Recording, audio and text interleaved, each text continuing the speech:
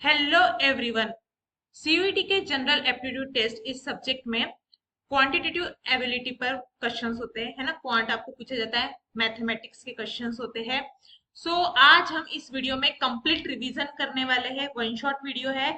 हम जितने भी टॉपिक्स पर अभी तक क्वेश्चन पूछे जा चुके हैं उन सारे टॉपिक्स को इस वीडियो में कवर करने वाले हैं।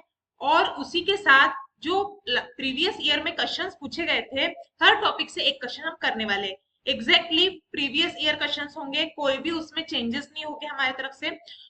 Let start. इससे ना आपके सारे जितने भी टॉपिक्स हैं उनकी अंडरस्टैंडिंग आपकी है नहीं है, इसका एक चेक आपको मिल जाएगा। रिवीजन हो जाएंगे, है ना, क्वेश्चन आंसर प्रैक्टिस हो जाएंगे। और इससे आपका कॉन्फिडेंस जरूर जरूर डेवलप होगा। एग्जाम में जाने से पहले ये वीडियो आप जरूर देखिए। आपका पूरा क्वांट यहाँ पे कवर होने वाला है। एटलीस्ट मैक्सिमम जितने भी इंपॉर्टेंट टॉपिक्स है जिसपे जरूर जरूर एग्जाम में क्वेश्चंस आएंगे, वो सारे ही टॉपिक यहाँ पे आपके रिवाइज होने वाले। Let's start quickly. First is, सबसे पहले हम एजेस एंड रेशियो इस टॉपिक को देख लेते हैं। जनरली एज वाले जो क्वेश्चन होते हैं उनमें हमें रेशियो गिवन होता है। ओके, टू पर्सन्स का एज का रेशियो हमें दिया होता है, तो हमें उनके एज को एक कोई वेरिएबल के साथ, है ना, एक कांस्टेंट यूज करके हमें डेनोट करना होता है। जैसे कि यहाँ पे देखिए, एज टू बी का रेशियो है, तो हमने क्या मान लिया, ए एक्स और बी एक्स उनकी एजेस मान ली, है ना, क्योंकि वो किसी ना किसी तरह इनके मल्टीपल ही हो गए, है ना, उनके एजेस। सो पहले हमें उनकी एजेस कंसीडर कर लेना है, उसके बाद हमें इक्वेशन बनाना है जो भी कंडीशन गिवन होगी। तो इसका कोई हार्ड एंड फास्ट रूल नहीं है ना, आपकी अंडरस्टैंडिंग पर बेस्ड ये क्वेश्चंस होते हैं। आपको इक्वेशन बनाना आना चाहिए, है ना, जो क्वेश्चन गिवन है, जो वैल्यूज गिवन है उसके ऊपर। तो ये थोड़ा सा प्रैक्टिस वाला क्वेश्चन है ना, फॉर्मूला से ज्यादा ये प्रैक्टिस से आपको आएगा। हम क्विकली ये क्वेश्चन सॉल्व कर लेते हैं, जिससे आपको एक छोटा सा आइडिया आ जाएगा कि इस टाइप के क्वेश्चन कैसे सॉल्व करते हैं। Question is the ratio of ages of two boys is 3:7। ये 2025 का पेपर का क्वेश्चन है ना, एज इट इज है, आप देख सकते हो डाउनलोड करके पेपर। यह क्वेश्चन आपको जरूर देखने को मिलेगा फर्स्ट शिफ्ट का। तो दो बॉयज थे, ओके, उनके एज का रेशियो है 3:7। तो हमने क्या मान लिया, पहले बॉय की एज हो गई 3x और दूसरे बॉय की एज हो गई 7x। ओके, ये हमने एज मान ली। आफ्टर 2 इयर्स, मतलब 2 साल के बाद, तो 2 साल के बाद इनकी एज 2 से बढ़ जाएगी, है ना। सिंपल सी बात है, अगर आज मैं 20 साल की हूं तो 2 साल बाद में 22 साल की हो जाऊंगी, है ना। The ratio of their edges will become 5:9। तो इनके जो रेशियो है ये बन जाएगा 5:9। ठीक है, आ गई बात समझ में। The ratio of their edges after 10 years will be. अब हमें पता करना है कि 10 साल बाद क्या रेशियो होगा। तो सबसे पहले हम इनकी एज कैलकुलेट कर लेते हैं। कैसे? इस इक्वेशन को सॉल्व करके। कैसे सॉल्व करेंगे? क्रॉस मल्टीप्लीकेशन के through. 9 3x + 2, okay, is equal to 5 × 7x + 2। Okay, तो 9 3 jar 27x plus 9 2 jar 18। Solve कर रहे हैं हम equation. 7 5 jar 35x plus 5 2 jar 10, है ना। इससे हमने पूरे ब्रैकेट को मल्टीप्लाई किया और इससे भी सेम इधर हमने राइट हैंड साइड भी किया। अब हम x वाली जो वैल्यूज है वो एक साइड ला लेते हैं और जो नॉर्मल वैल्यूज है वो एक साइड। जैसे इधर 18 आ जाएगा और ये 10 इधर आके इसकी साइन चेंज हो जाएंगे, यानी -10 हो जाएगा। वैसे ये 35x इधर रख लेते हैं और ये 27x इधर आके माइनस हो जाएगा, है ना। सो इसे हम अब इधर सॉल्व कर लेते हैं। ये हो गया 8 10 18 - 10 इज इक्वल टू 35 में से 27 गए, ये हो रहा है 8x। ओके, सिंपल सी बात है, x की जो वैल्यू हमारी आ रही है ना, वो आ रही है 1, क्योंकि 8 को हम 8 से डिवाइड करेंगे तो हमारे पास 1 बच रहा है। ये x की वैल्यू है, मतलब कि ये जो गिवन है यही इनकी एज है। सो फर्स्ट बॉय की एज हो गई 3, सेकंड बॉय की हो गई 7। अब हमें पूछ रहे हैं कि 10 साल बाद क्या रेशियो रहेगा, है ना। तो यहाँ पे 10 ऐड कर लेते हैं दोनों में, ये हो गया 13 और ये हो गया 17, है ना। इनका जो रेशियो है वो 13:17 का हो जाएगा, यानी कि हमारा option D is the correct answer here. कुछ भी नहीं, सिर्फ कॉमन लॉजिक लगा के आपको यहाँ पे इक्वेशन बनानी थी और उसे सॉल्व करना था। तो इसका कोई फॉर्मूला या हार्ड वे, कोई फिक्स वे नहीं है सॉल्व करने का। आपको अपना लॉजिक, अपना दिमाग लगा के, अपना एप्टीट्यूड यूज करके यहाँ पे सॉल्व करना था। आ गई बात समझ में? अब हम देख लेते हैं next question. Next topic is percentages. अब परसेंट पे भी काफी क्वेश्चन होते हैं। तो परसेंट कैलकुलेट कैसे करते हैं? पार्ट अपॉन होल इंटू 100, है ना। और वही पार्ट अगर हमें निकालना है तो परसेंटेज इंटू होल अपॉन 100, और होल देना है तो पार्ट अपॉन परसेंटेज अपॉन 100। तो कोई एक फॉर्मूला अगर आप याद रख लो, ये फर्स्ट वाला सपोज, तो आप इनकी वैल्यूज बदल कर निकाल सकते हो। अब ये फर्स्ट जो फॉर्मूला गिवन है, percentage equal to part upon whole into 100, इसको हम थोड़ा समझ लेते कि है क्या चीज। सपोज मेरा होल है 100, मुझे जानना है कि 20 बच्चे 100 बच्चे का कितना परसेंट है। सपोज क्लास में 100 स्टूडेंट्स है, उसमें से आज 20 अब्सेंट है, आए नहीं है, तो कितने बच्चे, अब कितने परसेंट बच्चे अब्सेंट है मुझे जानना है। तो मैं क्या करूंगी, पार्ट क्या है 20 है, ओके, होल क्या है 100 है, और इंटू 100 कर दूंगी। ओके, सो ये 100 से 100 कैंसिल हो गया, ये हो गया 20%, है ना। तो ये हमने परसेंटेज कैलकुलेट कर लिया। इसका एक और एग्जांपल देख लेते हैं। सपोज 200 स्टूडेंट्स है, उसमें से प्रेजेंट जो है वो केवल 80 है, तो ये कितने परसेंट बच्चे प्रेजेंट है ये निकालना है। तो 80 अपॉन 200 इंटू 100, सो ये हो जाएगा 2, और ये 80 को हम 2 से डिवाइड करेंगे तो आ जाएगा हमारा 40, डेट इज 40%। ठीक है, तो 80 क्या है, 200 का 40%। समझ आ गए? तो इस तरीके से ये फॉर्मूला वर्क करता है। अब आपको हो सकता है कभी 40% पूछ ले, 200 का 40% कितना होता है ना। तो आपको पार्ट निकालना है, यहाँ पे परसेंटेज और होल गिवन है, तो आप क्या करोगे, 40 इंटू 200 अपॉन 100, डेट इज 80, ये आपका पार्ट निकल के आ गया। इस तरीके से आप इंटरचेंज कर सकते हो।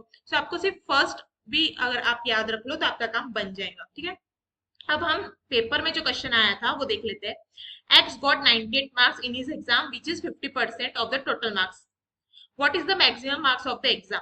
तो यहाँ पे हमें पार्ट गिवन है और परसेंट गिवन है। जो वोल है यानी टोटल मार्क्स, मैक्सिमम मार्क्स कितने थे उस एग्जाम के वो हमें पता नहीं। हमें सिर्फ इतना पता है कि एक्स ने क्या 98 मार्क्स आए उसके, जो कि 56% थे। तो हमें टोटल मार्क्स पता करना है यहाँ पे। तो हमें यहाँ पे ये थर्ड वाला निकालना है। ओके, सो हम क्या करेंगे, पार्ट लिख लेंगे अपॉन 56 अपॉन 100, यही गिवन है ना। तो अब इसको सिंप्लीफाई अगर हमें करना है तो हम क्या करेंगे, इसको रिवर्स कर देंगे इंटू 100 अपॉन 56। ठीक है, आ गई बात समझ में? अब हमें इसे सिंप्लीफाई करना है, कैसे करेंगे, इन्हें हम 2 से काट के देखते हैं। ओके, 2 से काटने पे ये आएगा दिस। तो अब आपने थोड़ा सा पैटर्न आइडेंटिफाई किया होगा कि ये 7 7 सा 49 होता है, 7 4 सा 28, है ना। तो हम इसे 7 से डिवाइड कर लेते हैं, 7 एंड दिस इज 4। ओके, तो ये हो गया 700 अपॉन 4, है ना, 7 इंटू 100 अपॉन 4। अब हम इसे कैलकुलेट कर लेते हैं फर्दर। 700 को 4 से डिवाइड करेंगे तो होगा 4 1 जा 4, 3 0, 4 से 7 4 जा 28, 2 0, 4 5 जा 20, तो 175 हमारा आंसर है, डेट इज ऑप्शन बी। तो टोटल एग्जाम जो थी 175 मार्क्स की थी, जिसमें से एक्स को 98 मार्क्स मिले और ये 175 के 56% था। आई बात समझ में? सो आपको ये फॉर्मूलाज याद होना चाहिए परसेंट के मामले में, है ना, तभी आप इस टाइप के क्वेश्चंस मतलब अटेम्प्ट कर पाओगे। ओके, 5 मार्क के लिए बहुत होता है ये, है ना, बहुत ही बेसिक चीज है। जिसका भी थोड़ा सा भी मैथ स्ट्रॉन्ग होगा उसको परसेंट निकालना आता ही होगा, है ना। आपने आपके 12 के परसेंट अभी आप निकालोगे जब आपका रिजल्ट लगेगा, 10 के परसेंट आपने निकाले होगे, तो इसी वे में निकाले होगे कहीं ना कहीं। Okay, next third topic is profit and loss. Important topic है थोड़ा सा ये टॉपिक, एक लेवल अप होता है ना। एज, परसेंट, एवरेज, ये सब क्या बेसिक टॉपिक्स है। तो प्रॉफिट एंड लॉस में हम देख लेते हैं। एक होता है सेलिंग प्राइस, जिसे हम एसपी कहते हैं। ये होता है किसी चीज की बिक्री कीमत, है ना, जिस चीज पे वो, जिस प्राइस पर वो प्रोडक्ट सेल किया गया, वो होती है सेलिंग प्राइस। कॉस्ट प्राइस मतलब जिस पर खरीदा गया, ओके। और selling price minus cost price क्या होता है? गेन, यानी कि प्रॉफिट, फायदा हुआ। अगर हम कोई चीज खरीद रहे हैं और उससे ज्यादा पैसों में उसे बेच रहे, तो ऑब्वियसली हमारा प्रॉफिट होगा। बट वहीं अगर उल्टा हो रहा है, हम खरीद ज्यादा पे रहे और बेच कम पे रहे, तो हमारा लॉस होगा, है ना। और परसेंट अगर हमें निकालना है, तो हम कभी भी याद रखिएगा, परसेंट हम प्रॉफिट या लॉस का कॉस्ट प्राइस पर निकालते, है ना। हमने जो प्राइस पर खरीदा था, उस पे हमें कितना परसेंट प्रॉफिट हुआ या कितना परसेंट लॉस हुआ, ठीक है। तो जो हमारा प्रॉफिट होगा उसको हम कॉस्ट प्राइस से डिवाइड करेंगे और मल्टीप्लाई बाय 100 करेंगे, तो हमें प्रॉफिट का परसेंट मिल जाएगा। अगर लॉस होगा तो वही लॉस को हम कॉस्ट प्राइस से डिवाइड करेंगे और 100 से मल्टीप्लाई करेंगे। सेम ही है, सिर्फ प्रॉफिट की जगह लॉस हो जाएगा हमारा, गेन या लॉस, ठीक है। सो अब हम क्वेश्चन को देख लेते हैं जो प्रीवियस ईयर में पूछा गया है। If selling price of 80 articles is equal to the cost price of 100 articles, मतलब जितने में मैंने 100 आर्टिकल्स खरीदे, उतने में मैंने 80 वही आर्टिकल बेचे, है ना।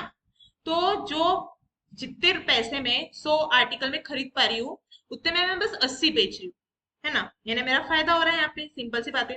Then find the gain percentage. अब हमें यहाँ पे परसेंट निकालना है, तो यहाँ पे थोड़ा सा लैंग्वेज को ट्विस्ट किया गया है, इसलिए आपको यहाँ पे अपना माइंड यूज करना है। अब गेन परसेंटेज निकालने के लिए मुझे सबसे पहले गेन पता होना चाहिए कि मेरा गेन कितना हो रहा है, मेरा प्रॉफिट कितना हो रहा है। प्रॉफिट कैसे पता होगा? Selling price minus cost price, ठीक है। तो मुझे सेलिंग प्राइस पता होनी चाहिए और कॉस्ट प्राइस पता होना चाहिए, तभी मैं गेन पता कर पाऊंगी। अब यहाँ पे सेलिंग प्राइस क्या है? दिया नहीं है, कॉस्ट प्राइस भी दिया हुआ नहीं है, तो आप कैसे करो? मैं मान के चलती हूँ मेरे पास 100 आर्टिकल थे। अब वो 100 आर्टिकल मैंने जो इस प्राइस पे खरीदे, सपोज एक आर्टिकल मैंने सी प्राइस पे खरीदा, तो 100 आर्टिकल्स कितने? 100 सी पे खरीद लिए मैंने, ठीक है। मैंने 100 सी लिख दिया मेरा कॉस्ट प्राइस। और सेलिंग प्राइस, इन 100 को बेचने का जो मेरा सेलिंग प्राइस था, सपोज वो एस था, तो 100 एस क्या हो गई? मेरी सेलिंग प्राइस हो गई। अब इनको माइनस करने पे मेरा गेन आना चाहिए। तो एक चीज हमें कंडीशन दी है कि 100 सी इक्वल टू 80 एस। जितने में मैं 100 आर्टिकल खरीद रही हूँ, उतने ही 80 आर्टिकल की सेलिंग प्राइस है। तो अगर मैं इस 100 सी को 80 सी से रिप्लेस कर दूं, तो 100 एस माइनस 80 एस, सेम ही इक्वेशन। तो अब मेरा जो गेन है वो 20 एस हो गया, ओके। ये मेरा प्रॉफिट हो गया। अब मुझे गेन परसेंट निकालना है, तो मैं क्या करूंगी? 20 एस, ये हो गया मेरा गेन। इस पे हम लिखेंगे कॉस्ट प्राइस, जो कि है हमारा 100 सी। या तो मैं 100 सी लिख सकती हूँ या मैं 80 एस लिख सकती हूँ, दोनों एक ही चीज है, क्योंकि हमें क्वेश्चन में गिवन है ये कंडीशन। तो मैं यहाँ पे एस से एस कटने के लिए 80 एस लिख देती हूँ, ओके, इंटू 100, ओके। सो ये एस से एस कट गया, और ये 24/80 होता है ना। तो 100/4, डेट इज 25%। तो ऑप्शन बी यहाँ पे मेरा सही आंसर है। 25% is the gain percentage, is the profit percentage. समझ में आया? थोड़ा सा यहाँ पे आपको एडवांस दिमाग लगाने की जरूरत थी, क्योंकि ऑब्वियसली 5 मार्क का क्वेश्चन है, तो थोड़ा तो आपको यहाँ पे करना पड़ेगा, है ना। अगर आप बाकी कॉम्पिटिटिव एग्जाम्स देखो, जैसे एसएससी हो गया, बैंकिंग हो गया, इनमें तो ये क्वेश्चंस प्रीलिम्स लेवल के भी नहीं माने जाएंगे, क्लर्क के एकदम प्रीलिम्स लेवल के माने जाते हैं। बट स्टिल आप 12th स्टैंडर्ड के स्टूडेंट्स हो, सो ठीक है, सीयूटी के हिसाब से ये हम अच्छे लेवल का क्वेश्चन कहेंगे, ओके। ठीक था क्वेश्चन। थोड़ा सा यहाँ पे आपको लॉजिक यूज करना था। जिसे वैल्यूज रिप्लेस करनी आती हो, इक्वेशन बनाना आता हो, उन्हें ये चीज इजी लग रही होंगी। बाकी जिन्हें डायरेक्ट क्वेश्चंस है ना, डायरेक्ट चीजें सॉल्व करने की आदत हो, जिनकी प्रैक्टिस कम हो, उन्हें ये थोड़ा सा कॉम्प्लिकेटेड लग रहा होगा। बट ओवरऑल डुएबल क्वेश्चन था, ठीक है। अब नेक्स्ट टॉपिक देख लेते हैं, simple interest. Again simple interest, compound interest, है ना, इस टाइप के क्वेश्चन पूछे जाते हैं इस टॉपिक पर। सो इसका फॉर्मूला देख लेते हैं। सिंपल इंटरेस्ट का तो काफी इजी है, P into R into T upon 100। P stands for principal, R stands for rate of interest and T for time, है ना, इनका सबका मल्टीप्लीकेशन अपॉन 100। ओके, ये सिंपल इंटरेस्ट हो गया। और अमाउंट क्या होती है, जो प्रिंसिपल में हम सिंपल इंटरेस्ट मिलाने के बाद जो हमारी फाइनल अमाउंट होती है वो होती है अमाउंट। ओके, और रेट जो है हम इसी को, रेट को इधर साइड अगर हम रख दे और इसे इधर ले आए, मैंने ऐसा into 100 upon P into T, तो हमारा रेट निकल के आ जाएगा। सो अगर आप फर्स्ट फॉर्मूला भी याद रखते हो तो आप थर्ड अपने आप डिराइव कर पाओगे। ओके, सो अब देख लेते हैं question previous year paper. What sum of money will amount to rupees 550 in 5 years and to rupees 568 in 7 years on simple interest? तो आपको क्या बोल रहा है, एक सम ऑफ मनी है, मान लेते हैं पी हमारा प्रिंसिपल है, तो वो क्या हो रहा है, 5 साल बाद उसका अमाउंट हो रहा है 520 रुपीज। यानी कि अगर हम पहले तो, ये प्रिंसिपल हो गया, रेट ऑफ इंटरेस्ट हमें गिवन है, टाइम गिवन है 5 years अपॉन 100, इसे अगर प्रिंसिपल में मिलाते तो हमारे 520 रुपीज यहाँ पे मिल रहे हैं हमें, और वही 7 years के लिए हमें 568 रुपीज मिल रहे हैं। तो मैं ऐसा मान के चलूं कि ये मेरा प्रिंसिपल है, रेट मुझे पता नहीं, और 2 साल के लिए है ना, ये 7 साल के लिए इतना अमाउंट हो रहा है और ये 5 साल के लिए इतना अमाउंट हो रहा है, तो 2 साल के लिए जो इनके बीच का डिफरेंस होगा, है ना, यानी कि ये 48 रुपीज का जो डिफरेंस है, यही ये 2 साल का इंटरेस्ट है। जो 5 साल में और 7 years में डिफरेंस है सिंपल इंटरेस्ट में, वो क्या होगा, 2 साल का इंटरेस्ट होगा हमारा। इनके भी सिर्फ इंटरेस्ट का ही फर्क होगा ना, प्रिंसिपल तो सेम रहेगा, रेट ऑफ इंटरेस्ट भी सेम है, सिर्फ साल बदल रहे हैं। तो ये 7 साल बाद इतनी अमाउंट है, ओके, और ये 5 साल बाद इतनी अमाउंट है, तो इनके बीच तो 2 साल में इंटरेस्ट आ रहा होगा, उसी का ये डिफरेंस होगा इनका। ठीक है, तो ये P into R into 2/100 is equal to 48 हो गया। अब मैं इसे थोड़ा सिंप्लीफाई कर लेती हूँ, तो हमारा P इंटू आर हो गया 48 इंटू 50। ओके, तो अगर मैं ये जो वैल्यू मैंने निकाली है ये इस इक्वेशन में रख दूं जो मैंने सबसे पहले यहाँ पे बनाया था, तो क्या होगा, P plus P into R की वैल्यू मैंने निकाली 48 into 50, 48 into 50 into 5/100 is equal to 520। तो यहाँ पे मेरा सिर्फ P बच रहा है एंड मुझे यहाँ पे P की वैल्यू ही निकालनी है। कौन सा ऐसा अमाउंट है ना, कौन से ऐसे सम ऑफ मनी है जो इस अमाउंट में चेंज होगा, ये हमें पूछ रहा है, तो हमें प्रिंसिपल ही निकालना है। तो यहाँ मेरा काम बनता हुआ दिख रहा है। सो आप ये बात मान के चलिए, क्वांट में जो सबसे इंपॉर्टेंट चीज है वो फॉर्मूला, सॉरी इक्वेशन बनाते आना चाहिए ना, फॉर्मूला तो आपको पता होना ही चाहिए, बेसिक है वो, बट फॉर्मूला के बाद जो सेकंड मोस्ट इंपॉर्टेंट चीज आती है वो क्वेश्चन देख के इक्वेशन फ्रेम करते आना। एरिथमेटिक का सबसे इंपॉर्टेंट ये कंसेप्ट है जो आपको आना चाहिए, क्वेश्चन पढ़ के वैल्यूज रखते आना चाहिए। सो ये हाँ देख लेते हैं हम, ये 50 से 100 कट गया, 2 रह गया, 2 से 48 कट गया, 24 रह गया। ओके, सो 24 5 120 होता है। So P plus 120 is equal to 520। So P is equal to, इसमें से अगर मैं 120 माइनस करूँ तो मेरा हो जा रहा है 400। तो मेरा जो प्रिंसिपल था वो था ₹400। आई बात समझ में? तो यहाँ पे सिर्फ आपको सिंपल इंटरेस्ट का फॉर्मूला भी पता होता ना, बट अगर आप क्रिटिकल थिंकिंग नहीं कर पाते हो तो आप ये क्वेश्चन सॉल्व नहीं कर पाओगे। मैंने यहाँ पे सिर्फ, अब आप यहाँ बोलोगे कि हाँ प्रिंसिपल और रेट ऑफ इंटरेस्ट अलग अलग नहीं पता चल रहा है, बट ये ग्रुप से भी काम बन जा रहा था। मैंने पूरे ग्रुप की यहाँ पे वैल्यू रख के सॉल्व कर लिया इक्वेशन। तो ये आपको कैसे पता चलेगा, ये चीज कैसे होगी, तो इसका सिर्फ एक आंसर है, प्रैक्टिस प्रैक्टिस एंड प्रैक्टिस। जितनी ज्यादा आप क्वेश्चन सॉल्व करोगे, जितनी प्रैक्टिस करोगे, तभी आपको ऑटोमेटिकली कहाँ पे क्या पुट करके कैसी चीजें निकलेंगी इसकी आदत लग जाती है, आपका माइंड अपने आप चलने लग जाता है। ठीक है, हो गया ये क्वेश्चन सॉल्व, आ गई ये चीजें समझ। अब हम नेक्स्ट टॉपिक पे चलते हैं, मेंसुरेशन। काफी क्वेश्चंस इस पर पूछे जाते हैं, हर शिफ्ट में इस पर क्वेश्चन आता ही है, एटलीस्ट वन तो भी। तो अभी हम जो मुझे क्वेश्चन मिला था प्रीवियस ईयर में वो 2D पर मिला था। 2D मीन्स सर्कल हो गया, रेक्टेंगल हो गया, ट्राइंगल हो गया, स्क्वायर हो गया। ओके, तो ये ज्योमेट्री के कुछ फॉर्मूलाज है।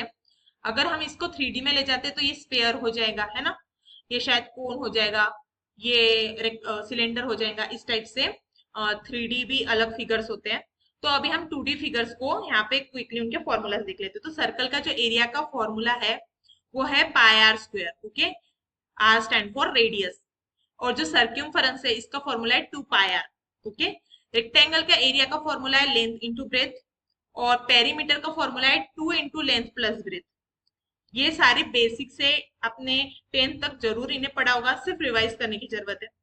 ट्राइंगल का एरिया का फॉर्मूला है हमारा 1/2 साइड इंटू हाइट, है ना, मतलब ब्रेथ यहाँ पे तो हम कह नहीं सकेंगे। सो जो हमारी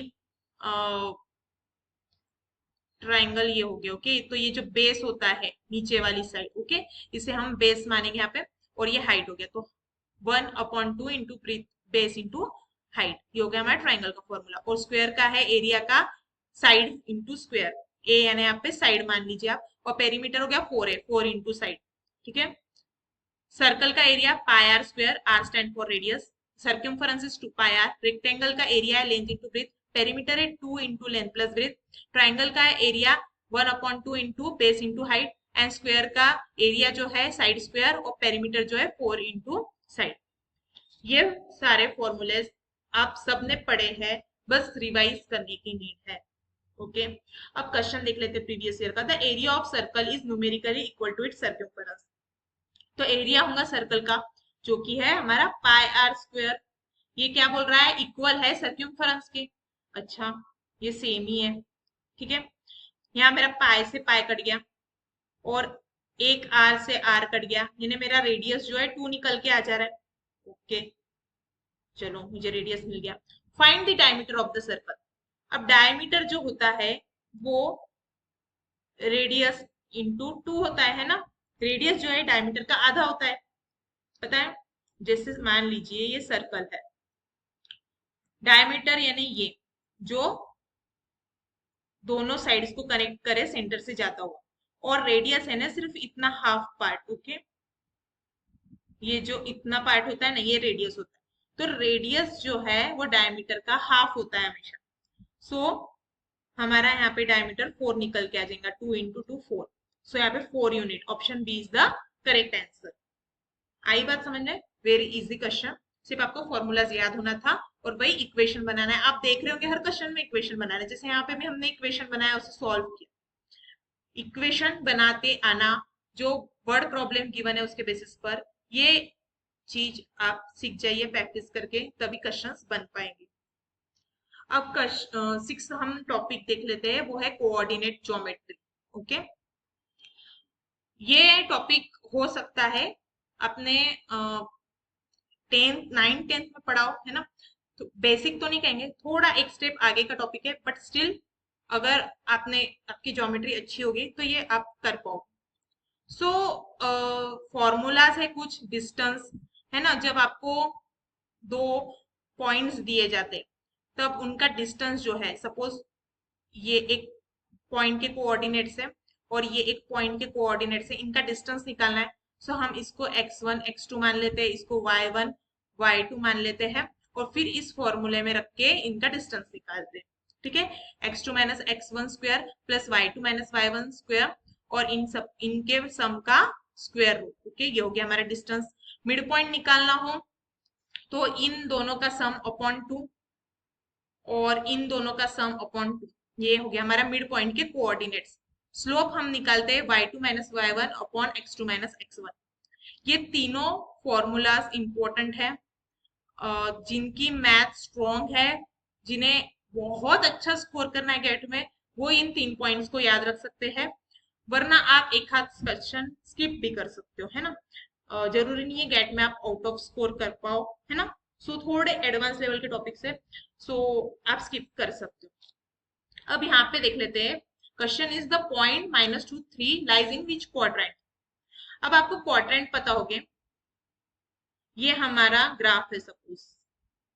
ओके, ये हमारा है एक्स कोऑर्डिनेट, ये हमारा वाई कोऑर्डिनेट। ओके, सो ये हो गया हमारा फर्स्ट क्वाड्रेंट, ये हो गया सेकंड क्वाड्रेंट, ये हो गया थर्ड क्वाड्रेंट, और ये हो गया फोर्थ क्वाड्रेंट। पता है आप सभी को, इसके जो कोऑर्डिनेट्स होते हैं वो दोनों पॉजिटिव होते हैं। इसका होता है माइनस और पॉजिटिव, इसका होता है माइनस माइनस, है ना, और इसका होता है प्लस माइनस। आई बात समझ में? तो ये आप एक तो लर्न कर सकते हो इस तरीके से कि फर्स्ट में दोनों प्लस रहेंगे, सेकंड में माइनस प्लस रहेंगे, थर्ड में माइनस माइनस रहेंगे, फोर्थ में प्लस माइनस रहेंगे। या फिर आप इसे इमेजिनरी एक्सिस पे ड्रॉ करके भी फाइंड कर सकते हो। जैसे अब पहले हम साइन से देख लेते हैं, फर्स्ट माइनस है और दूसरा प्लस है, ये यानी माइनस प्लस, यानी ये हमारा सेकंड क्वाड्रेंट है, ये आप टिक लगा दोगे बी और आगे चलोगे अगर आपको पता है। अगर आपको नहीं पता है तो आप क्या करोगे, अब मैंने जैसे बताया ये हमारा एक्सिस है, ओके, यहाँ पे आएंगे 1 2 3 एंड सो ऑन, यहाँ पे आएगा 1 2 3, है ना, एंड सो ऑन। अब यहाँ पे हमारा -1 आएगा, यहाँ पे -2 आएगा, यहाँ पे -3 आएगा, ओके। और यहाँ पे हमारा 1 2 -1 -2 है ना, -1 -2 -3 एंड सो ऑन। सो ये देखिए यहाँ पे 1 2 3, यहाँ पे -1 -2 -3 हमारे एक्स कोऑर्डिनेट पे, और ये वाई कोऑर्डिनेट पे किस तरह चल रहा है 1 2 3 और नीचे -1 -2 -3, ठीक है। अब हमें क्या दिया है -2, -2 हम कहाँ प्लॉट करेंगे यहाँ पे, ठीक है, ये हमारा -2 गया। और 3 3 अब हम y कोऑर्डिनेट, पहला वाला x कोऑर्डिनेट होता है, दूसरा वाला y, हमेशा ध्यान रखिएगा। सो ये -2 हो गया और ये 3 हो गया। तो हम इन दोनों को मिलाते हुए कहीं तो यहाँ पे प्लॉट करेंगे, है ना, यहाँ कहीं तो हमारा बन रहा होगा -2 और 3 के साथ, तो ये हमारा सेकंड क्वाड्रेंट है। सो हम यहाँ पे 2 मार्क कर देंगे। ये आपका लॉन्ग मेथड हो गया, अगर आप ये वाला जो चार्ट है वो याद नहीं रखते हो तो, है ना। सो इस तरीके से आप यहाँ पे फिगर आउट भी कर सकते हो चीजें, अगर आपको नहीं पता और आपको 5 मार्क्स बहुत ज्यादा जरूरी लग रहे हैं पेपर में, आपके पास टाइम बच रहा है तो। अदरवाइज आप ये छोटा सा जो चार्ट है हमारा वो याद कर सकते हो, तो आपका काम बन जाएगा, ओके। ये जो चार्ट है जिसे मैं बॉक्स कर दे रही हूँ, ये आप याद कर दीजिएगा, ठीक है। अब हम आते हैं नेक्स्ट टॉपिक पे, विच इज स्टैटिस्टिक्स। अच्छा तगड़ा टॉपिक है, नाम से कुछ बच्चे डर जाते हैं, बट स्टिल हम जो छोटी छोटी चीजें जैसे मीन मीडियन मोड, ये हमें पता होना चाहिए, 10 तक पढ़ा है हमने। Mean means average in simple language, इसका मतलब होता है जो भी हमें वैल्यूज गिवन है उन सबका सम, और जितनी वैल्यूज गिवन है उनका काउंट। सपोज मेरे पास 1 2 3 4 5 ये नंबर्स गिवन है, तो मैं मीन कैसे निकालूंगी, इन सबको प्लस कर दूंगी, ठीक है। और ये कितने नंबर है, ये है 5 नंबर्स, है ना। सो 1 + 2 + 3 + 4 + 5, और ये टोटल 5 नंबर्स मेरे पास गिवन है ना, 1 2 3 4 5। सो इस तरीके से मैं मीन निकालूंगी। इसका एक और एग्जांपल देख लेते हैं, आप शायद 5 5 से कंफ्यूज हो जाओ। मेरे पास ये नंबर्स है, तो मैं मीन कैसे निकालूंगी, इन सबको पहले तो प्लस कर लूंगी, 2 + 4 + 6 + 8। और ये कितने नंबर है, ये 1 2 3 4, ये 4 नंबर मेरे पास थे, तो मैं इनको 4 से डिवाइड कर दूंगी, ये मेरा मीन हो गया, ठीक है। अब मीडियन क्या होता है, arrange and find middle value, हमें जो हमारे नंबर्स गिवन है उन्हें असेंडिंग ऑर्डर में अरेंज करना होता है, लोएस्ट टू हाईएस्ट, और जो बीच की वैल्यू होंगी मिडल वैल्यू वो हमारा मीडियन हो जाएगा, ठीक है। मोड क्या है, वैल्यू विथ हाईएस्ट फ्रीक्वेंसी। अब मेरे पास एक ऐसी सीरीज है जिसमें नंबर्स जो है कुछ रिपीट्स हो रहे हैं कुछ नहीं हो रहे। अब मुझे इस सीरीज का मोड फाइंड करना है, तो 1 कितनी बार रिपीट हुआ, 2 बार, 2 कितनी बार रिपीट हुआ, 1 ही बार, 3 3 बार रिपीट हुआ, और 4 भी 1 ही बार आया, तो सबसे ज्यादा बार 3 रिपीट हो रहा है, तो इसका जो मोड हो गया इस सीरीज का हो गया 3, जो सबसे ज्यादा बार रिपीट हुआ, वैल्यू विथ हाईएस्ट फ्रीक्वेंसी। और रेंज जो है मैक्सिमम माइनस मिनिमम। अब इसी सीरीज को देख लेते हैं, इसका मैक्सिमम वैल्यू 4 है और मिनिमम वैल्यू 1 है, तो इसकी रेंज हो गई 3, है ना। या फिर इस वाली सीरीज को देख लेते हैं हम, इसमें कोई भी रिपीट नहीं हो रहा है, इसमें मैक्सिमम वैल्यू 5 है और मिनिमम 1 है, तो इसकी रेंज हो गई 4, ठीक है। तो इस तरीके से ये कुछ फॉर्मूलाज है बेसिक, ये आपको याद होने चाहिए। अब यहाँ पे क्वेश्चन देख लेते हैं प्रीवियस ईयर का, if the median of x/5, x x minus x/4, x/2 and x/3 where x is greater than 0 is 8, then the value of x will be। तो ये सीरीज है मेरी, ओके। अब यहाँ पे एक चीज देखिए, x इज ग्रेटर देन 0 बोल रहा है, क्योंकि अगर x 0 होगा तो इन सबकी वैल्यूज 0 होगी, है ना। जीरो को किसी भी नंबर से डिवाइड करोगे तो उसका आंसर जीरो ही होगा। ठीक है, तो यहाँ पे एग्जामिनर ने हमें क्लैरिफाई कर दिया है कि x की वैल्यू जीरो से तो ऊपर ही है, तो ये वन हो सकती है, टू हो सकती है, कुछ भी हो सकती है। अब इनका मीडियन हमें दे दिया है कि इसका मीडियन 8 है, हमें x की वैल्यू फाइंड करना है, ये जो x है इसकी, ठीक है, जो कि जीरो से ज्यादा हो। सो हम क्या करेंगे, मीडियन के टाइम में हम क्या करते हैं, सबसे पहले अरेंज करते हैं। तो इन सब में जो सबसे छोटी वैल्यू कौन सी होंगी, जिसका डिनोमिनेटर सबसे बड़ा होता है। एक बात याद रखिएगा, डिनोमिनेटर जब फ्रैक्शंस गिवन होते हैं, जो जिसका डिनोमिनेटर सबसे बड़ा होता है वो सबसे छोटी नंबर होती है। फिर इसके बाद आ जाएगा 4 हमारा, ओके, फिर इसके बाद आ जाएगा 3, फिर इसके बाद आ जाएगा 2, और फिर आ जाएगा हमारा x। ये हमने सीरीज को अरेंज कर लिया इन असेंडिंग ऑर्डर। अब जो मिडल वैल्यू है वो है हमारा x अपॉन 3, ठीक है। अब यही x अपॉन 3 हमारा मीडियन है, जो कि 8 इसकी वैल्यू गिवन है, so x upon 3 is equal to 8। So x equal to 8 into 3 is equal to 24। तो x की वैल्यू मेरी 24 हो गई, डेट इज ऑप्शन ए। आई बात समझ में? छोटा सा ही क्यों ना हो, आपको इक्वेशन तो बनाना ही है। इक्वेशन बनाने के सिवा आप क्वेश्चंस नहीं सॉल्व कर पाओगे। एक हाथ तुक्का लगा सकते हो कहीं, बट मैक्सिमम क्वेश्चंस में इक्वेशन बनेगी ही बनेगी। अब हम प्रोबेबिलिटी पे आ जाते हैं, ओके। ये टॉपिक बहुत बच्चों को हार्ड जाता है, बट स्टिल अगेन सेम चीज मैं कहूंगी कि बेसिक फॉर्मूलाज आपको पता होना चाहिए, हो सकता है क्वेश्चन बन जाए। ज्यादा हार्ड टॉपिक, ज्यादा डीप लेवल पे क्वेश्चन आ रहा है तो स्किप कर दो, बट बेसिक तो आप ले ही सकते हो, सॉल्व कर ही सकते हो। जैसे कि ये क्वेश्चन देख लीजिए। सबसे पहले हम प्रोबेबिलिटी का फॉर्मूला देख लेते हैं, favourable outcomes upon total outcomes.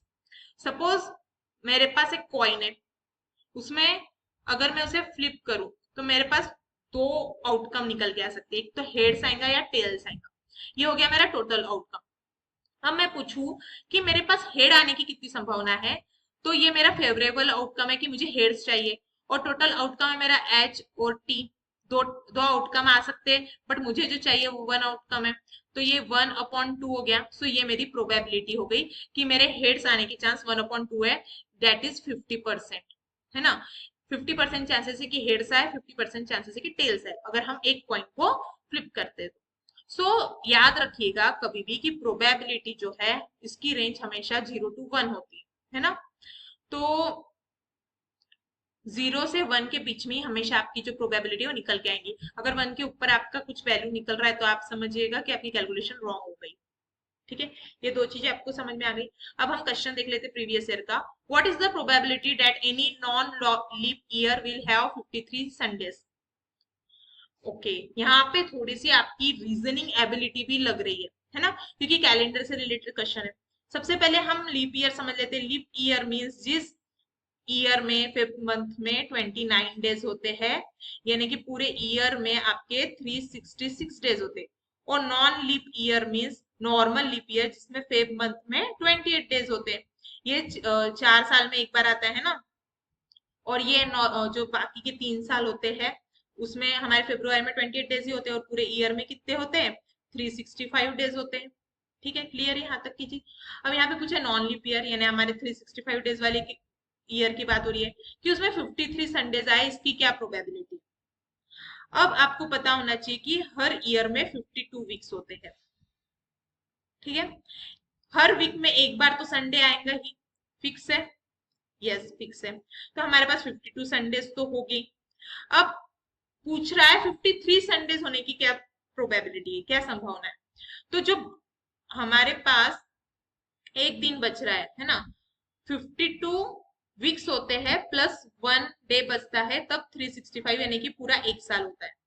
आप यहाँ पे कैलकुलेशन भी कर सकते हो, जैसे हर वीक में 7 डेज हो गए, यानी 52 वीक में कितने हो गए, 354 डेज, यानी हमारे पास एक डेज बच रहा है, ये होता है हमारा 3, सॉरी यहाँ पे 364 होगा, तो यहाँ पे 365 हो जाएगा, है ना। 364 प्लस 1 365, तो एक दिन हमारे पास बचता है। तो अब 52 संडेज आएंगे किसी साल में, ये फिक्स है। अब जो एक दिन बच रहा है, इस एक दिन को भी संडे होगा, इसकी प्रोबेबिलिटी हमें निकालना है। तो ये दिन मंडे भी हो सकता है, ट्यूसडे भी हो सकता है, वेनसडे भी हो सकता है, ऐसे करके संडे भी हो सकता है। यानी हमारे पास जो आउटकम है उस एक दिन के लिए वो 7 है। पूरे वीक के 7 डेज में से कोई भी डे हो सकता है, बट उसमें से हमें संडे ही चाहिए। तो ये कौन सा मेरे पास एक जो मेरा फेवरेबल आउटकम है उसकी वैल्यू कितनी है 1। 7 डेज में से एक डे है ना, पूरे Sunday, Monday, Tuesday, Wednesday, Thursday, इन सब में से एंड सो ऑन, इसमें से मेरी जो फेवरेबल आउटकम है वो है सिर्फ सिंगल संडे, यानी 1/7। तो मेरी प्रोबेबिलिटी क्या होगा यहाँ पे 1/7, डेट इज ऑप्शन सी। आ रही है बात समझ में?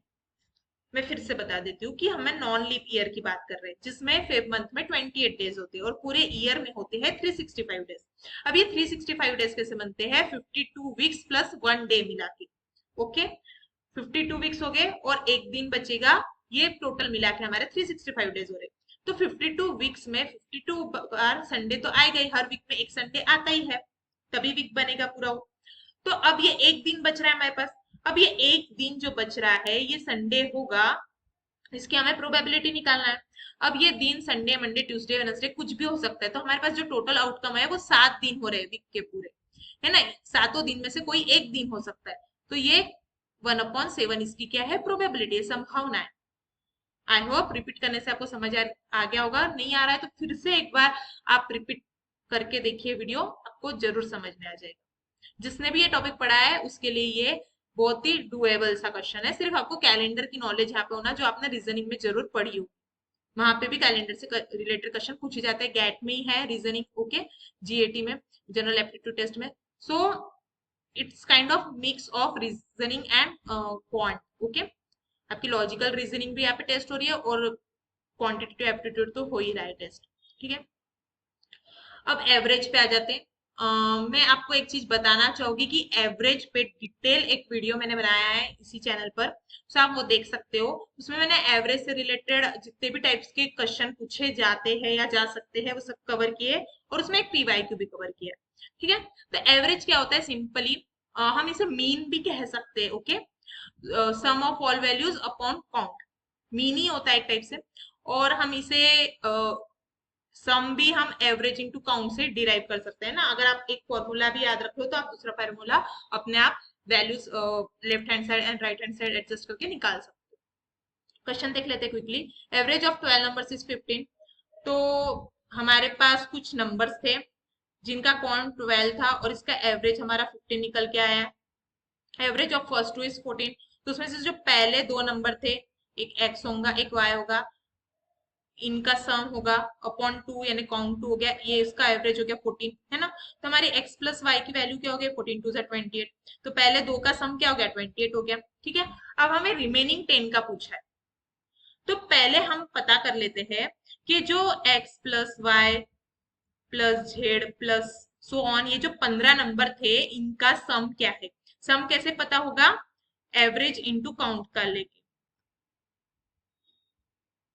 तो यहाँ पे मान लेते हैं ये 12 नंबर्स है कुछ एन करके, ओके। इनका हमें सम पता करना है। तो ये सम होगा 15 into 12, that is 180, okay. So in 12 numbers का जो सम है वो है 180, और जो 2 नंबर्स का सम था वो 28 है। तो रिमेनिंग 10 जो नंबर्स हमारे पास बच रहे हैं उनका सम क्या होगा?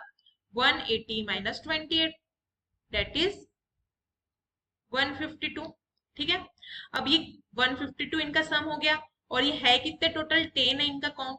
तो ये हमारा जो इनका एवरेज हो गया वो हो जाएगा 15.2, डेट इज हमारा ऑप्शन बी यहाँ पे सही आंसर हो गया। वेरी इजी, बट स्टिल जिन्हें सिर्फ इतना ही पता है कि एवरेज होता है सम अपॉन काउंट होता है, वो ये नहीं पता कर पाएंगे कि 10 का हम निकाले कैसे। हमारे पास 12 का दिया है, 2 का दिया है, बट बचे हुए 10 का हम कैसे निकाले? तो पहले हमें इनका सम निकालना होगा दोनों का, और फिर उनको माइनस करके अगेन उनका एवरेज निकालना होगा। हम डायरेक्ट वहां की वहां आप ऐसा करोगे कि 15 इनका एवरेज है और 14 है, तो मैं 15 माइनस 14 कर दूं तो 1 बचेगा, और ये मेरा कुछ एवरेज बच जाएगा 10 का। ऐसा नहीं होता है, ओके। सो मतलब हो सकता है जिन्होंने नहीं पढ़ा वो कुछ इस तरह की अप्रोच लाए, उनका टाइम वेस्ट होगा और ऑप्शन भी नहीं है। So this is the proper method to solve. पहले आप सम फाइंड करोगे फिर एवरेज, ठीक है। Next is heights and distance. Again important topic है। sin cos tan थीटा आपको पता होगा। जैसे सपोज ये है मेरा triangle, right angle triangle, okay. यहाँ पे मेरा है थीटा, ये जो एंगल है मेरा, ओके, मैं इसे कलर कर देती हूँ, ये मेरा थीटा है। तो जो sin थीटा होता है वो होता है अपोजिट साइड। सपोज ये है x, ये है y और ये है z। ये जो राइट एंगल ट्राइंगल है ये 90 डिग्री होगा हमेशा, ओके। ये थीटा है हमारा, ठीक है, ये हमें पता नहीं। तो ये जो हमारी जो स्लैंट हाइट होती है हाइपोटेनस होती है, ओके। अब sin थीटा क्या होता है, अपोजिट साइड अपॉन हाइपोटेनस। तो ये थीटा की जो अपोजिट साइड है ये y है, तो y अपॉन z क्या हो गया, sin थीटा हो गया, ओके। cos थीटा क्या होगा, एडजेसेंट साइड अपॉन हाइपोटेनस। तो ये थीटा का जो एडजेसेंट साइड है इन्हें लगी हुई ये एंगल को जो टच हो रही है वो साइड कौन सी है, x। हाइपोटेनस अलग से, ओके, इसे हम एडजेसेंट में नहीं कंसीडर करेंगे। सो ये x अपॉन z equal to cos theta, ठीक है। और tan थीटा क्या होता है, अपोजिट अपॉन एडजेसेंट। इन्हें थीटा का अपोजिट क्या है, y है, और एडजेसेंट क्या है, x है। y अपॉन x क्या हो गया, tan थीटा। tan थीटा यानी sin theta upon cos theta भी होता है। हमारा sin थीटा क्या था, y upon z, cos theta क्या था, x इंटू जेड। तो अगर हम इसे इन्वर्स करते हैं ना तो z z कट गया, y अपॉन x आ गया, ठीक है। अगेन वही चीज समझ आ रही है सब, ये सब आपने पढ़ा होगा, आई एम प्रिटी श्योर, जिस हम रिवाइज कर रहे हैं। तो tan थीटा जो है हाइट अपॉन शेडो भी होता है। अब कैसे समझ लेते हैं, हम क्वेश्चन के थ्रू समझते हैं, जो कि प्रीवियस ईयर क्वेश्चन है। Find the angle of elevation of the sun when the length of the shadow of a tree is 1 upon root 3 times the height of the tree. एक tree है, suppose ये मेरा tree है, okay, ठीक है। अब ये हो गई इसकी हाइट, ये जो खड़ा है ये हो गई इसकी हाइट। इसकी यहाँ पे कहीं पे सन होगा, है ना, ये मेरा सन है। अब इसकी यहाँ पे धूप पड़ने से यहाँ पे छाव बन रही है जमीन पर, ये मेरी शेडो हो गई एस, ठीक है। अब बोल रहा है एंगल ऑफ इलेवेशन, अगर मैं यहाँ पे कनेक्ट कर दूं तो ये मेरा हो गया angle of elevation, that is theta, जो कि हमें फाइंड करना है। तो लेंथ क्या दी हुई है, when the length of shadow of tree is 1/3 times the height of the tree. अब ये शैडो जो है एस बोला है हाइट के 1 अपॉन रूट 3 है, समझ रहे हो आप, जस्ट अ सेकेंड।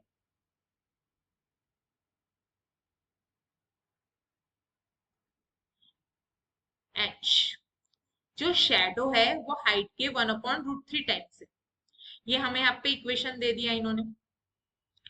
अब हमें पूछ रहा है कि लेंथ क्या है शैडो की, हमें ऐसे ही फाइंड करना है। एच दिया नहीं है, एस है हमारे पास।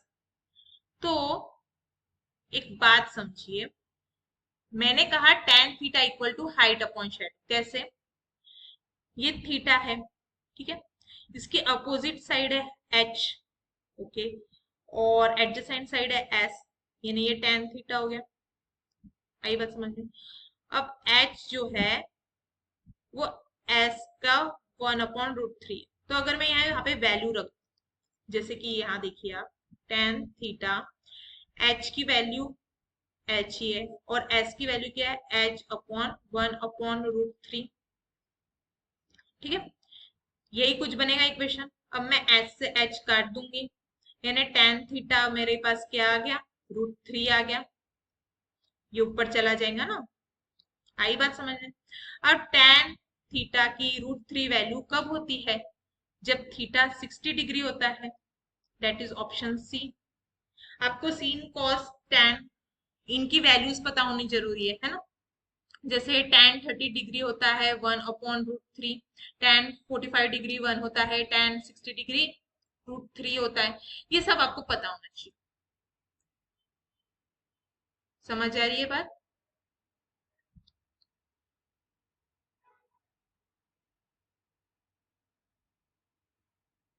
अब क्विकली चलते हैं नेक्स्ट टॉपिक पे, that is time and work. Advance topic है थोड़ा सा, फॉर्मूलाज देख लेते हैं। Work is equal to rate into time, if A does work in x days as rate is 1/x, है ना। अगर ए किसी काम को 5 दिन में करता है तो एक दिन में ए कितना काम करेगा, 1/5, ये इसका रेट ऑफ वर्क हो गया, ठीक है। अब बी सपोज एक काम को 3 दिन में करता है तो एक दिन में 1/3 वर्क करेगा। अब कंबाइंड रेट क्या हो गया, इन दोनों का सम हो गया, जैसे कि 1/5 प्लस 1/3, ठीक है, ये इनका कंबाइंड रेट हो गया। एक दिन में दोनों मिलाकर इतना काम कर पाएंगे, ओके। अब यहाँ पे क्वेश्चन लिख लेते, A and B can do a work in 9 days and 12 days respectively. तो ए कितने दिन में कर रहा है, 9 days में, बी कर रहा है 12 days में। If they work on alternate days starting with A, then in how many days will the work be completed. अब ये क्या कर रहे हैं, अल्टरनेट डेज में वर्क कर रहे हैं, यानी पहले क्या कर रहे हैं, स्टार्ट क्या कर रहे हैं, ए से कर रहे हैं, यानी पहले दिन ए काम करेगा, दूसरे दिन बी करेगा, फिर अगेन तीसरे दिन ए वर्क करेगा, चौथे दिन बी करेगा, दोनों साथ में नहीं कर रहे हैं। आ रही बात समझ में। तो इन टाइप के क्वेश्चंस को सॉल्व करने की जो बेस्ट मेथड होती है वो है एलसीएम मेथड। कैसे, हम इन दोनों का एलसीएम लेंगे, जैसे 12 और 9 का हो गया, 12 9 आर 108, 108 मैंने टोटल वर्क मान लिया, इनका एलसीएम निकाल लिया। अब इनका जो रेट, एक ए क्या कर रहा है, 9 दिन में वर्क कर रहा है, बी 12 days में कर रहा है, तो एक दिन में कितना वर्क करते, तो इस 108 को मैं 9 से डिवाइड करूंगी, दैट इज 12। तो एक दिन में 12 यूनिट्स वर्क कर रहा है ए, और बी कर रहा है 9, ठीक है। इस तरीके से ये एक रेट हो गया इनका, एक दिन का वर्क हो गया पर डे, ठीक है। सो अब पहले दिन ए 12 यूनिट्स वर्क कर लेगा, फिर दूसरे दिन बी 9 यूनिट्स कर लेगा, फिर तीसरे दिन अगेन ए 12 यूनिट कर लेगा। तो इस तरीके से ये 21 यूनिट्स जो है 2 दिन में कर रहे हैं, 2 days का वर्क। ये पहले दिन ए ने किया, दूसरे दिन बी ने किया, तो 2 दिन में 21 यूनिट ये वर्क कर रहे हैं। हमारा टोटल वर्क कितना है, 108 डेज है। सो 108 यूनिट वर्क करने के लिए अगर 2 दिन में 21 यूनिट वर्क हो रहा है, तो ये कैसे होगा कि 108 यूनिट वर्क हो जाए, कितने दिन लगेंगे, हमें ये फाइंड करना है। तो अगर 21 इंटू 5 करें तो हमारे पास हो जाएगा 105, एक नियर हमें मिल जाएगा नंबर, है ना। 108 से थोड़ा ही पास है ये नंबर, तो 5 से 5 है ना, ये 2 दिन का है। तो अगर 5 into 2 10 days, दोनों 10 days अल्टरनेटली काम करे तो 105 यूनिट्स वर्क होगा। समझ आ रही है बात, देख 2 दिन में वर्क करने पे 21 यूनिट हो रहे हैं, है ना। तो 10 दिन में वर्क करने पे 105 यूनिट हो गए, एक दिन 12 यूनिट होगा, एक दिन 9 यूनिट होगा, इस तरह से 2 दिन का ग्रुप बना के हमारा 21 हो रहा था। तो 21 के हिसाब से हमें 108 यूनिट वर्क करने थे। जब 2 दिन में 2 यूनिट्स, 2 दिन में 21 यूनिट्स हो रहा है, तो 108 यूनिट्स कितने दिन में होंगे ये हमें फाइंड करना है ना। तो हमने क्या किया, 21 का एक ऐसा मल्टीपल देखा जो 108 के पास हो, ये डायरेक्टली मल्टीप्लाई तो नहीं होगा, तो हमने 105 निकाला। तो 5 जो है इसे मल्टीप्लाई बाय 2 करना होगा, क्योंकि ये 2 दिन का वर्क है। बात आ रही है समझ में।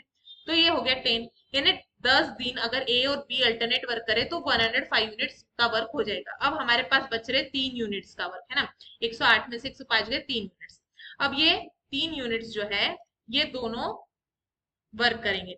तो पहले, अब ये 10 दिन में लास्ट चांस बी की हो गई होंगी, ए बी चला होगा, आप काउंट कर लो, 10वें दिन बी ने वर्क किया।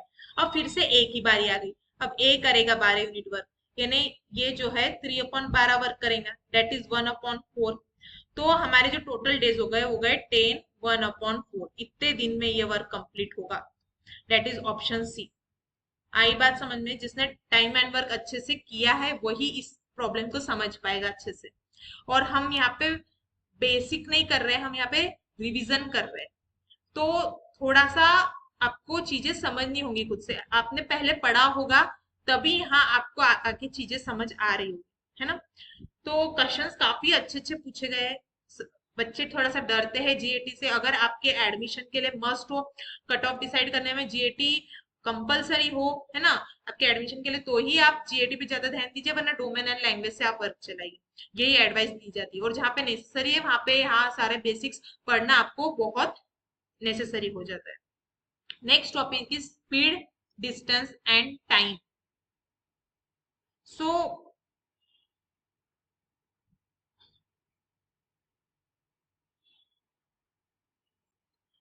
स्पीड का फॉर्मूला होता है डिस्टेंस अपॉन टाइम, डिस्टेंस का फॉर्मूला होता है स्पीड इनटू टाइम, है ना, यही शफल करके हम निकाल सकते हैं। टाइम का होता है डिस्टेंस अपॉन स्पीड, अगेन ये शफल करके आपको मिल जाएगा। और यूनिट्स का बहुत ध्यान रखना होता है इस टाइप के क्वेश्चन में। मीटर पर सेकंड को अगर आपको किलोमीटर पर आवर में कन्वर्ट करना है तो आप इंटू करोगे 18/5, और किलोमीटर पर आवर को मीटर पर सेकंड में कन्वर्ट करना होगा तो आप इंटू 5/18 करोगे। ठीक है, तो ये यूनिट कन्वर्जन को भी आपको ध्यान में रखना है, कई बार यूनिट्स अलग अलग दिए जाते हैं, और स्पीड, डिस्टेंस, टाइम तो है ही। अब हम देख लेते हैं क्वेश्चन प्रीवियस ईयर का। Which of the following speeds is the list, तो इनमें से कौन सी स्पीड सबसे कम है ये हमें पता करना है, list. Okay, first option is given 50 metre per second. ठीक है, यहाँ पे यूनिट्स पर ध्यान दीजिएगा, मीटर पर सेकंड है और ये 50 है। Okay, next is 50 metre per minute.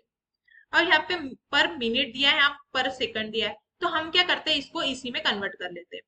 तो आप सभी को पता होगा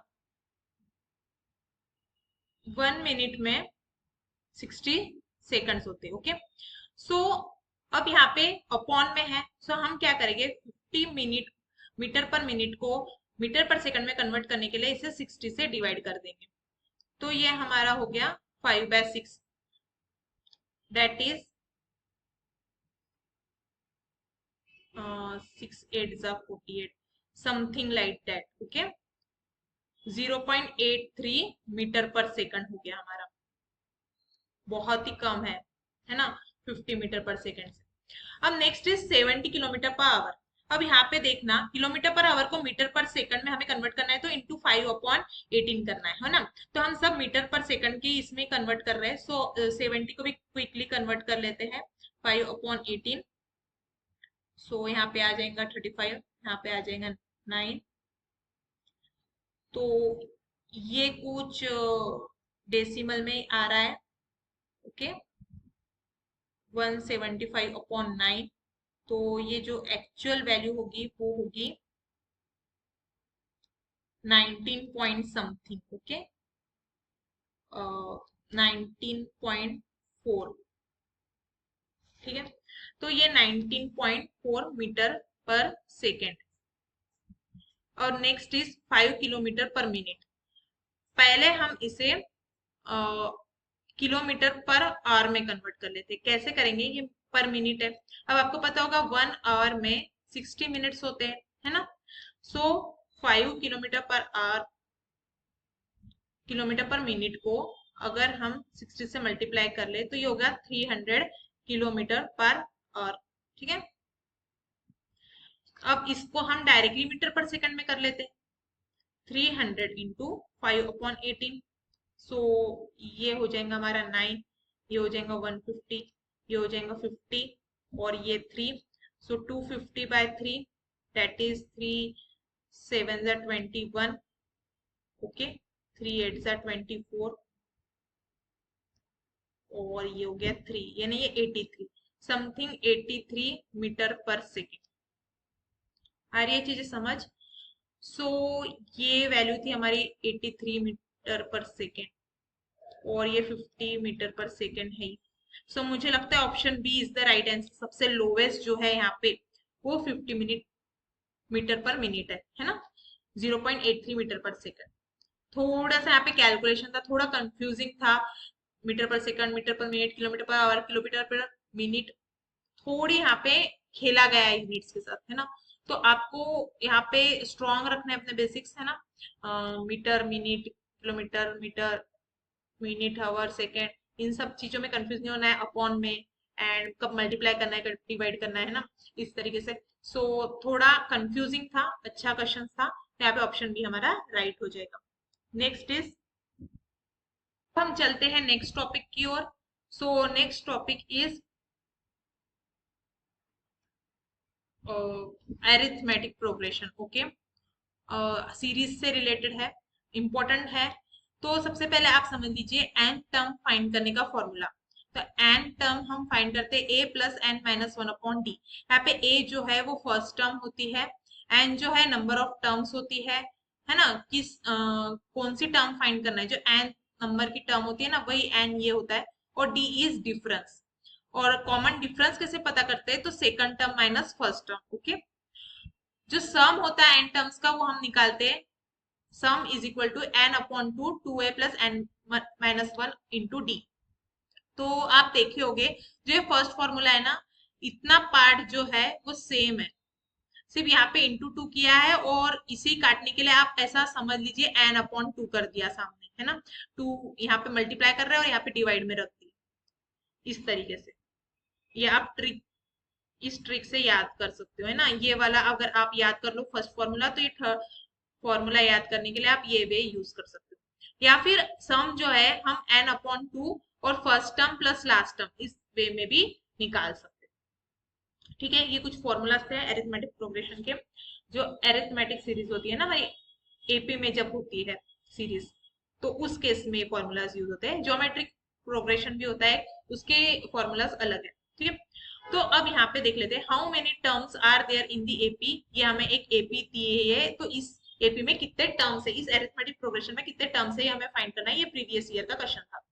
तो हमारा जो हमें एन फाइंड करना है ना, हमें एन नहीं पता। तो फर्स्ट टर्म देखिए 3 है, ओके, प्लस एन हमें पता नहीं, एन माइनस वन, डिफरेंस निकाल लेते हैं, 7 minus 3 is equal to 4, 11 minus 7 is equal to 4, है ना। अरिथमेटिक प्रोग्रेशन मतलब यही होता है कि सब में डिफरेंस जो है कॉमन होता है। हर जो नेक्स्ट टर्म होगी उसमें और प्रीवियस टर्म में जो डिफरेंस है कॉमन होगा, 4 4 का ही डिफरेंस चलता जाएगा। तो यहाँ पे डिफरेंस हमारा 4 है।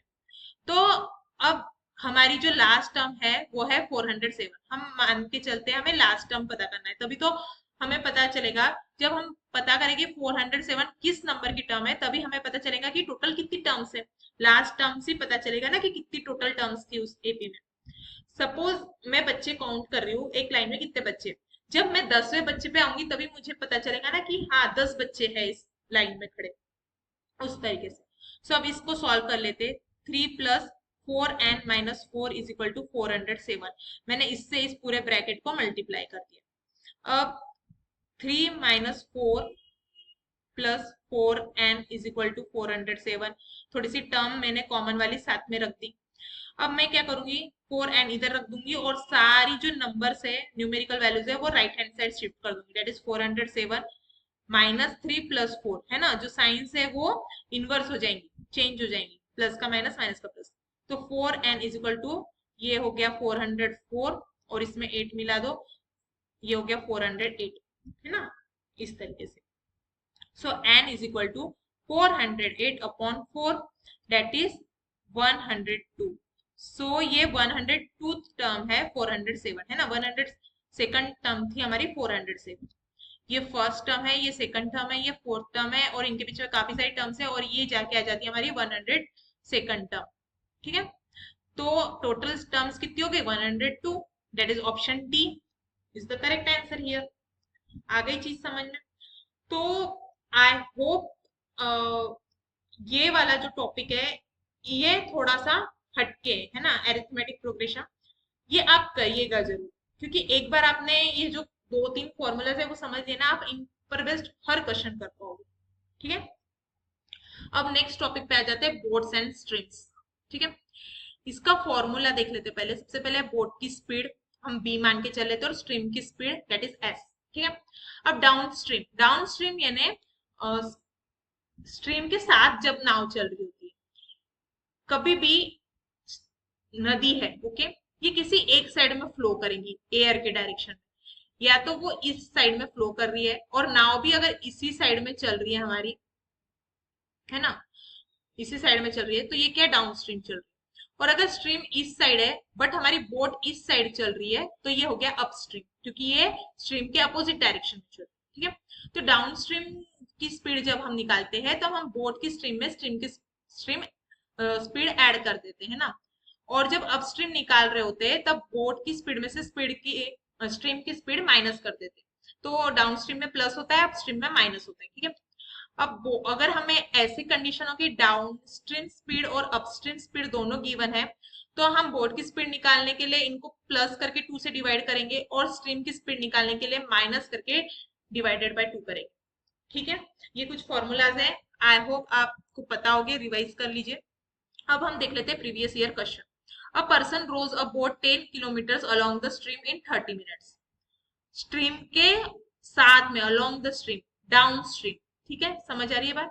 तो 10 किलोमीटर क्या 30 मिनट में कवर कर रहा है, तो डिस्टेंस हमारा 10 हो गया और टाइम हमारा जो है 30 मिनट्स हो गया। अब यहाँ पे किलोमीटर है और यहाँ पे मिनट्स है, तो मिनट्स को हम आर में कन्वर्ट कर लेते हैं, किलोमीटर पर आर ज्यादा बेटर होता है। तो 30/60 इज इक्वल टू 1/2। तो यहाँ पे हम बोट प्लस एस मान के चल लेते हैं, ये हो गई हमारी डाउन स्ट्रीम स्पीड और टाइम लग रहा है 1/2। सो जो हमारी डाउन स्ट्रीम स्पीड है वो है 10 into 2 that is 20। ठीक है, and returns to starting point in 40 minutes. तो सेम डिस्टेंस, मतलब वो कहीं जाकर वापस आ रहा है ना, तो डिस्टेंस यहाँ पे सेम ही है जो कि है 10। और अब वापस आ रहा है, रिटर्न के टाइम क्या हो जाएगा, स्ट्रीम के अगेंस्ट चल रहा है वो, अपस्ट्रीम हो जाएंगे स्पीड, है ना। सो बी माइनस एस यहाँ पे हो जाएगा हमारा, और ये 40 मिनट से 40/60, ये हमारे आवर्स में कन्वर्ट कर रहे हैं हम 2/3। Okay, so b minus s is equal to 10 into 3/2 that is sorry 15। Okay, b minus s हमारा 15।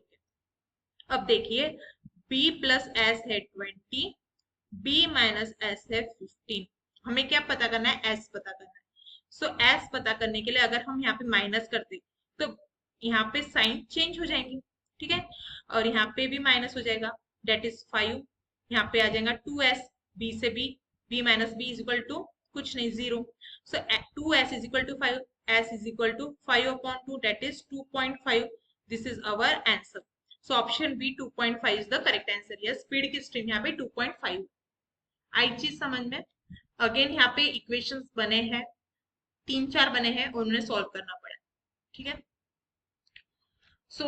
हमने लगभग 15 टॉपिक्स कवर किए, कंप्लीट रिवीजन हो गई है, सारे इंपॉर्टेंट टॉपिक हमने इस सेशन में कवर किए, सारे फॉर्मूलाज भी पढ़े, जो भी इंपॉर्टेंट बेसिक फॉर्मूलाज आपको पता होने चाहिए, सारे कंसेप्ट समझने के लिए हमने कब कहाँ कैसी हो रही चीजें, प्रीवियस ईयर क्वेश्चन हमने सॉल्व किए। द मोस्ट इंपॉर्टेंट थिंग, ऐसा नहीं कि मैं अपने मन से क्या आ रहा क्या नहीं आएगा प्रिडिक्ट कर रही हूँ, जो पिछले 2022 से 2025 तक जो जितने भी पेपर्स हुए हैं उनमें जो कॉमन टॉपिक्स थे, जो आ रहे हैं हर शिफ्ट में, है ना, देखने को मिल ही रहे हर साल हर शिफ्ट, तो उन्हीं क्वेश्चंस को मैंने रखे, उन्हीं टॉपिक्स को मैंने रखे और एक क्वेश्चन आपका करवाया है।